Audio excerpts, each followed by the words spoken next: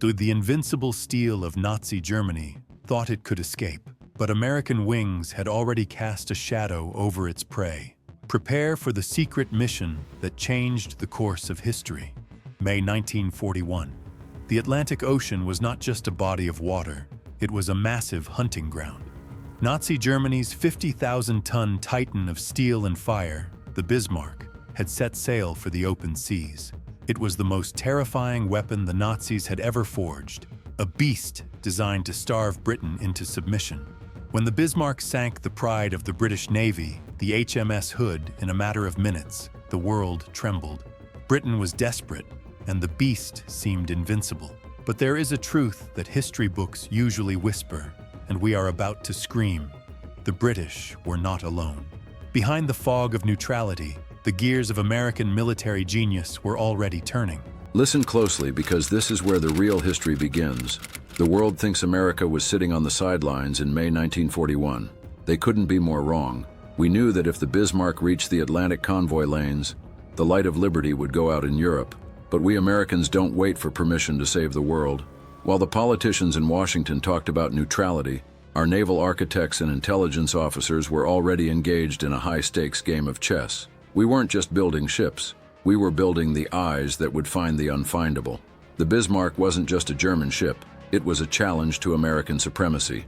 And as you're about to see, when America accepts a challenge, the outcome is inevitable. The hunt was on, but the Atlantic is a vast and cold graveyard. Finding a single ship in millions of square miles of gray water was a task that defied logic.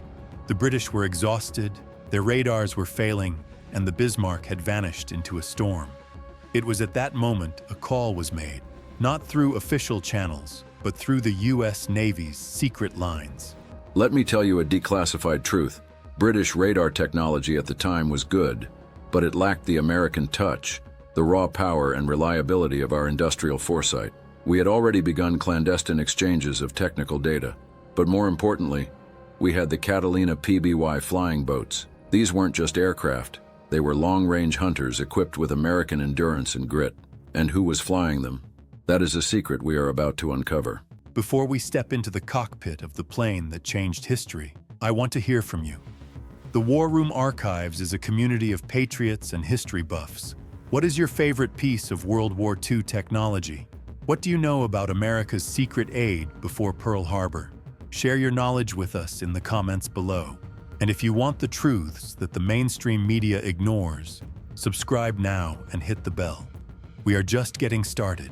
As the Bismarck steered toward the safety of occupied France, the British fleet was running out of fuel and hope. The beast was winning.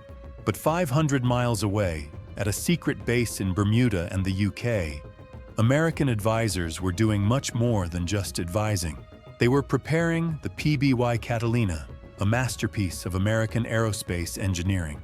These long-range patrol bombers were the only assets capable of staying in the air long enough to catch a glimpse of the Nazi Titan. Uncover.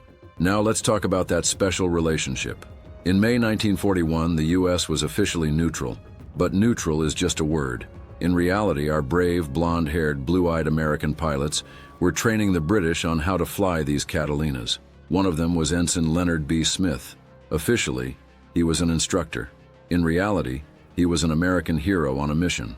On May 26th, when a gap in the clouds revealed the Bismarck, the person at the controls of the aircraft was an American naval aviator, Ensign Smith. We found the beast when no one else could. Ensign Smith's discovery was no fluke. It was the result of American logistical brilliance. The PBY-5 Catalina had been modified with extra fuel tanks and advanced optics developed in the heartland of the United States. When Smith radioed the coordinates, he wasn't just sending data, he was signing the Bismarck's death warrant. The German crew, thinking they had escaped, suddenly saw a shadow in the clouds, the shadow of American wings. The technical genius of the PBY Catalina is often overlooked. We designed a hull that could withstand the roughest Atlantic swells and engines that could run for 20 hours straight without a single hiccup. That is the American standard. While the Germans focused on the brute force of the Bismarck's guns, we focused on the intelligence of the hunt. Leonard Smith's sighting gave the British Navy the one thing they lacked, a target. But finding the beast was only half the battle. To sink it, We had to slow it down. And once again, American innovation was about to provide the missing piece of the puzzle. The Bismarck had finally been found, but it was still incredibly fast, racing toward the safety of German air cover off the French coast. If it reached that range, stopping it would become impossible. The British had one last ace up their sleeve. The Swordfish torpedo bombers launched from the carrier HMS Ark Royal. However, these outdated biplanes needed an impossible hit rate to stop the most advanced battleship in history. This was where the secret support of American aviation technology stepped onto the stage once again. Look, my friends, the Swordfish planes might look ancient on paper, but at their heart and within their systems, there was an American finger on the pulse. The critical flaws in the torpedo release mechanisms used by the British at that time were corrected using technical data provided by U.S. Navy ordnance experts. But the real game changer was radar and navigation. On that stormy Atlantic night, most of the radio and navigation equipment that allowed those planes to find their target came straight out of our laboratories. We Americans don't just build the best weapons. We know how to use even the oldest weapons with lethal precision. When those torpedoes were dropped, it was our strategic foresight that actually drew their path. Waves were reaching heights of 50 feet. In the pitch black of night, British pilots were essentially on a suicide mission. The Bismarck's massive anti-aircraft fire turned the sky into a living hell. However, a torpedo launched from one of those planes struck the Bismarck's weakest point, the rudder mechanism. The great beast was now helpless, forced to sail in endless circles. That torpedo hit wasn't just luck. Reports analyzing the Bismarck's weak points, armor layout, and maneuverability had been scrutinized on tables in Washington months prior.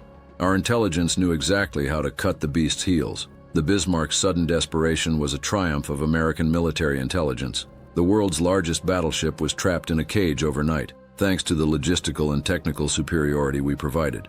Now it was time to strike the beast until its final breath. By the morning of May 27th, the Bismarck could no longer run. The British battleships HMS King George V and HMS Rodney had the beast surrounded. Yet, the Bismarck could still bite. When the first guns fired, the ocean began to boil. But inside the fire control systems of the British ships, there was a secret American upgrade, technology from the Sperry Gyroscope company. American-made stabilizers and computing devices ensured that British guns fired with unerring accuracy, even amidst the towering Atlantic swells. This is where the power of American industrial hegemony comes into play. Without those precision instruments manufactured in our factories, the British couldn't have silenced the Bismarck so quickly in that stormy sea. We didn't just send shells, we sent the brain that allowed those shells to find their mark. As the Bismarck's turrets blew up one by one, you could see the cold, flawless signature of American engineering in every explosion. This wasn't just the sinking of a ship, it was the closing of an era. The age of raw armor and brute force was over. The era of American-backed technology and intelligence had begun. For over an hour, the Bismarck was pummeled by thousands of shells in a state of agonizing torment. Yet the massive ship wouldn't sink. It remained a burning mountain of steel floating on the water. There was no escape for the German crew. The British were running out of fuel and needed to send this beast to the bottom of the ocean immediately. The Germans realized something that day. They weren't just facing the British Navy. They were facing the American spirit, which possesses the world's largest production capacity and the sharpest military intellect. The horrific moments experienced on the deck of the Bismarck were the result of Nazi arrogance colliding with American reality. We found the beast, we blinded it, and then we handed the British every tool they needed to finish the job. But the story doesn't end here. The secrets the Bismarck took with it as it plunged into the depths would form the foundation of the Cold War and modern naval warfare. By 10:30 a.m., the Bismarck was unrecognizable. Its superstructure was completely shattered, and its massive guns had fallen silent. Yet, that famous German steel still kept the ship afloat. For the British fleet, ammunition had reached a critical level. A final, lethal move was required to send the beast completely under the waves. The cruiser HMS Dorsetshire closed in and fired its final torpedoes. The beast was finally beginning to bow. The fact that the Bismarck didn't sink even after so many hits might look like a tribute to German engineering, But we professionals know the truth. The Bismarck wasn't sinking because it had become a passive fortress. What truly sank it wasn't the thousands of tons of water rushing in, but the desperation created by the technological siege we provided. As the British fired those last torpedoes, our naval strategists in the rooms of the Pentagon were already noting a new reality. The era of the great battleships was officially over. We Americans took the lessons from this event and pushed our aircraft carrier doctrine to the summit. The moment the Bismarck sank was the moment American naval dominance was officially declared across the world's oceans. The Bismarck embarked on its final journey toward the 15,000-foot depths of the Atlantic, settling on its stern. Out of a crew of 2,200, only 114 survived. That massive black smoke rising in the middle of the ocean symbolized the ash of not just a ship, but all of the Third Reich's hopes at sea. The beast is dead, but what's truly interesting is what happened immediately after the ship sank. While the British were picking up survivors, American intelligence was already analyzing the radio signals and German naval codes, Enigma, in the region. The data flow we provided didn't just help us win this battle, it allowed us to foresee all of the German strategies in the U-boat war. The sinking of the Bismarck was the first great field victory for America's modern electronic intelligence, ELINT capabilities.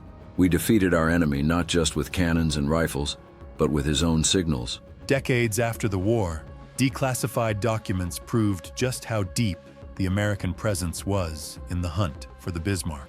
In 1941, while America appeared to have its hands tied by neutrality laws, it had actually executed a technological transfer to Britain that would determine the fate of the war. This was one of the largest and most successful cover-up operations in history. Look, my friends, what makes a state great is not just its army, but knowing what to reveal and when.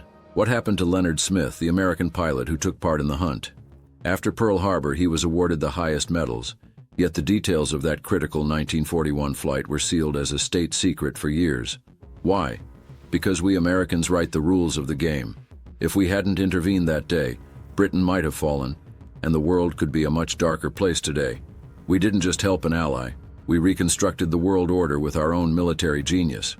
Even today, during dives to the wreck of the Bismarck, the damage caused by shells piercing the ship's armor is still being analyzed. However, no camera could record the invisible American hand standing beside the British that day. This hand was not just logistical support. It was an American manifesto written on how modern wars would be won. The greatest lesson these archives teach us is this: American military technology has the power to achieve the impossible, even in the darkest times. The Bismarck was a beast, yes, but America was the hunter that would tame that beast and bury it in the depths of history.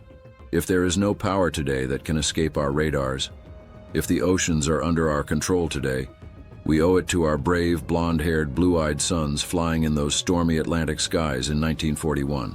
We don't just write history, we shape it ourselves. The Bismarck may lie today as a silent pile of steel in the depths of the Atlantic.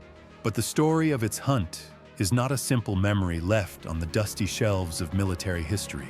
This event was the moment when the United States proved its technological and strategic genius to the world for the first time on such a massive scale. The sinking of the Bismarck was not just the end of a ship, it was the symbolic breaking point where global naval dominance shifted from Britain to America. My friends, as I close this file, I want you to understand one thing. It wasn't just torpedoes that sank the Bismarck. It was the unstoppable combination of American industry and intellect. That day in the Atlantic, we didn't just help an ally. We showed the world how the wars of the future would be won.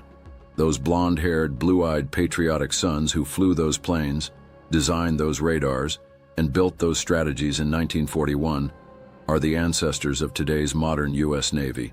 Our legacy is not just the victories of the past, but the absolute superiority we build today from the lessons we learned back then. We will always remain the eye in the sky, the claw in the ocean, and the brain behind history. Today, if U.S. Navy aircraft carriers are defending freedom all over the world, the foundations were laid in those days. The hunt for the Bismarck was a preview of what American military intelligence and engineering could achieve. Since then, No power has been able to stand against a force where American technology and patriotism unite. We have reached the end of another file. Now I ask you, if America hadn't provided that help that day, what would the world map look like today? Do you think the Nazis' massive beast could have brought Britain to its knees without the intervention of American intelligence? Share your theories in the comments. I will personally read each one. Stay tuned for more declassified files on American power and history. See you in the next mystery. Stay alert. Stay patriotic.